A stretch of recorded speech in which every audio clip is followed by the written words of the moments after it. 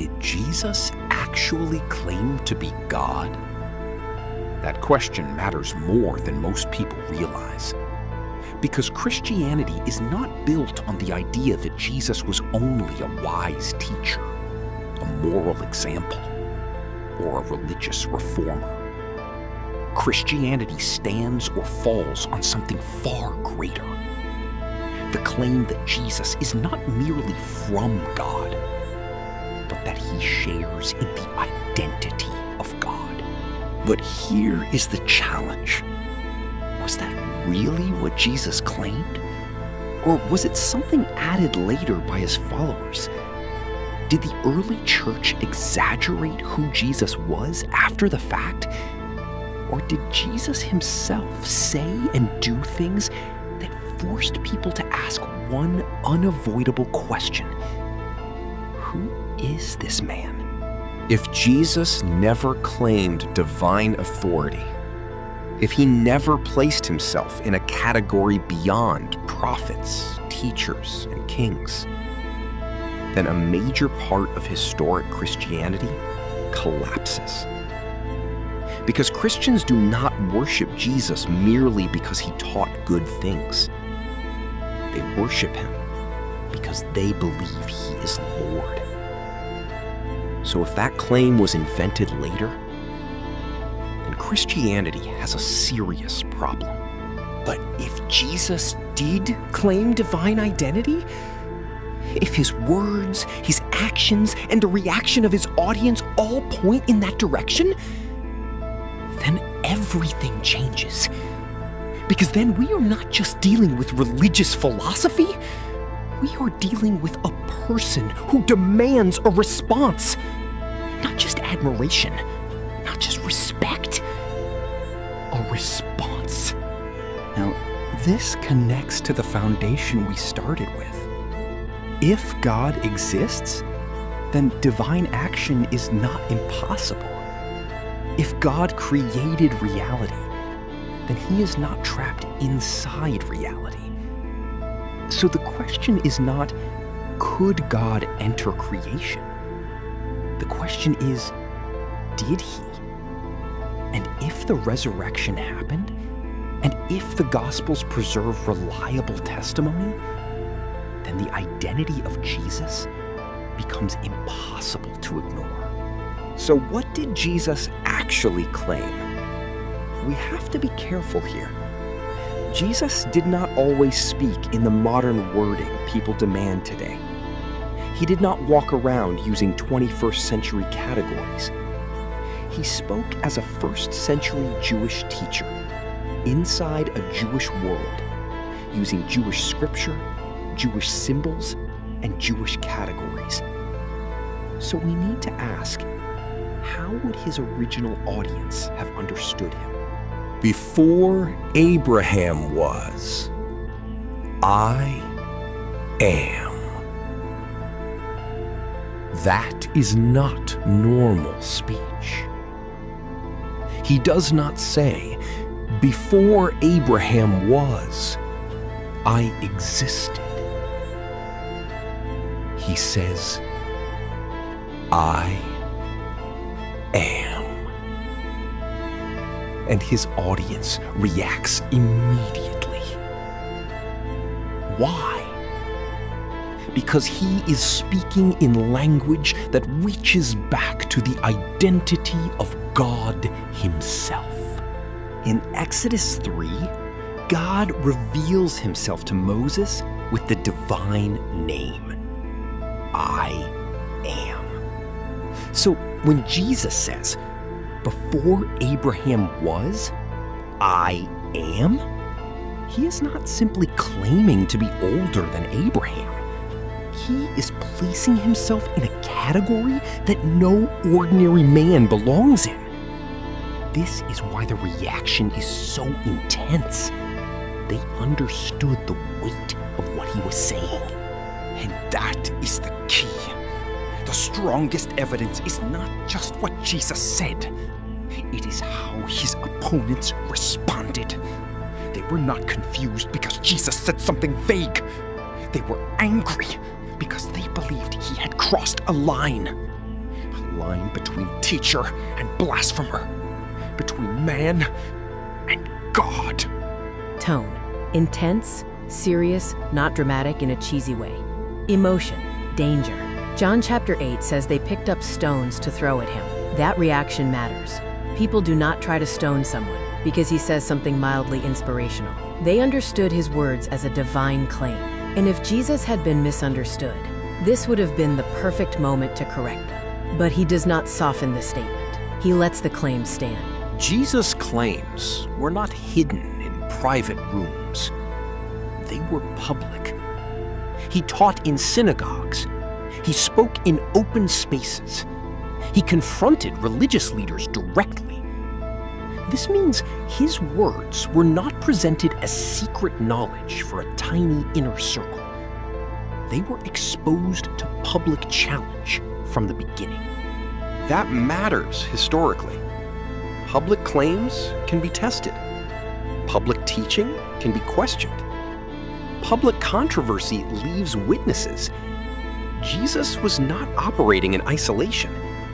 His ministry took place in a real culture, among real opponents, under real scrutiny. The claims about him were not protected from challenge. They were challenged immediately. Then we come to the text itself. The New Testament was copied, circulated, read, disputed, preserved, and examined across centuries. That does not mean every copy was identical in every detail, but it does mean the text was not lost in darkness. We are not dealing with one mysterious manuscript appearing out of nowhere. We are dealing with a large manuscript tradition. Compared to many ancient writings, the New Testament has an unusually large manuscript base. That does not automatically prove every theological claim, but it does mean the text itself is historically serious. You do not have to treat the Gospels as myth just because they contain miracles. You have to ask what kind of documents they are and what they are actually reporting. And when you read them, something stands out. The disciples are not presented like legendary heroes. They doubt, they fail, they misunderstand, they run, they are afraid. That is not usually how you invent a flattering religious movement. The Gospels often preserve embarrassment, weakness, and confusion. That gives the accounts a very different texture from polished propaganda. Instead, they report what they had seen and heard. There are also non-Christian sources that confirm important background facts. Writers such as Tacitus and Josephus are not Christian evangelists.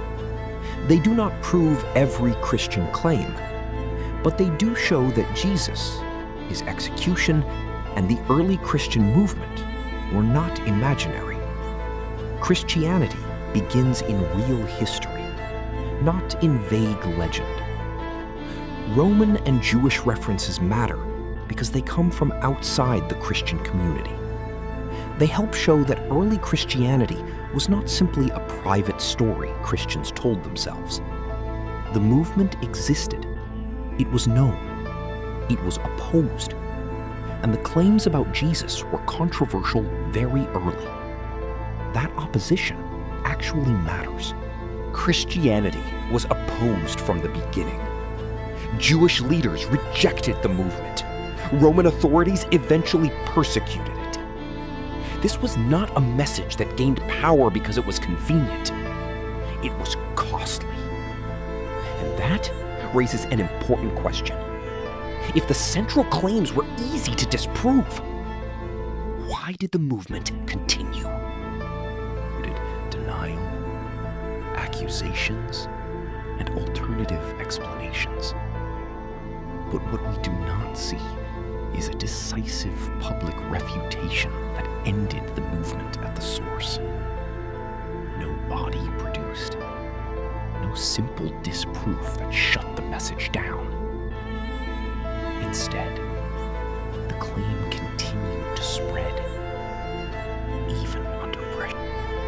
So now we have to ask, what best explains the evidence?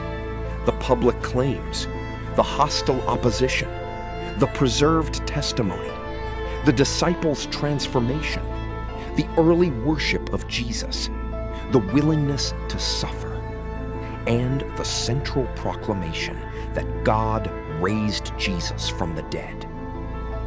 What explanation fits all of it best? Because the resurrection is not a side issue. It is the center. If Jesus stayed dead, his claims could be dismissed. But if God raised him from the dead, then the resurrection becomes God's public vindication of Jesus. It means his claims were not empty. It means his authority was not imaginary. It means his identity must be faced. Some claimed the body was stolen. Others denied the message. But these explanations have to answer hard questions. Why would fearful disciples suddenly become bold? Why would they preach this in the same world where opposition was strongest? Why would they suffer for a claim that they knew was false? A stolen body may explain an empty tomb. It does not fully explain the birth of the Christian movement. So we weigh the options. Legend? Too early. Fraud? Too costly. Confusion? Too public. Misunderstanding? The opponents understood the claim clearly enough to call it blasphemy. The evidence does not force someone to believe, but it does force the question. What explanation actually fits? That is why Jesus cannot simply be filed away as an inspiring teacher. His claims demand a response. If he was wrong, he was not merely wise. If he was lying, he was not merely good. If he was deluded, he was not merely trustworthy. But if he was telling the truth, then he is Lord. And that brings the question from history to you. Not just what did Jesus say, but what will you do with what he said? Because Jesus does not leave us with neutral ground. He speaks with authority. He forgives sins. He receives worship. He claims divine identity. And his audience knew exactly how serious that was. The empty tomb still stands at the center of the question. If Jesus is risen, then his claims are not simply religious ideas. They are reality. And if his claims are true, then the question is no longer whether Jesus fits into our lives. The question is whether our lives will be surrendered to him. So consider the evidence. Read the Gospels.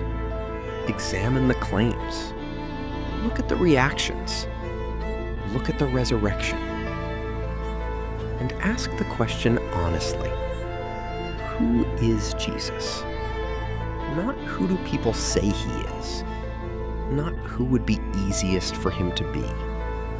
But who did he claim to be? Because if Jesus truly is Lord, then everything changes.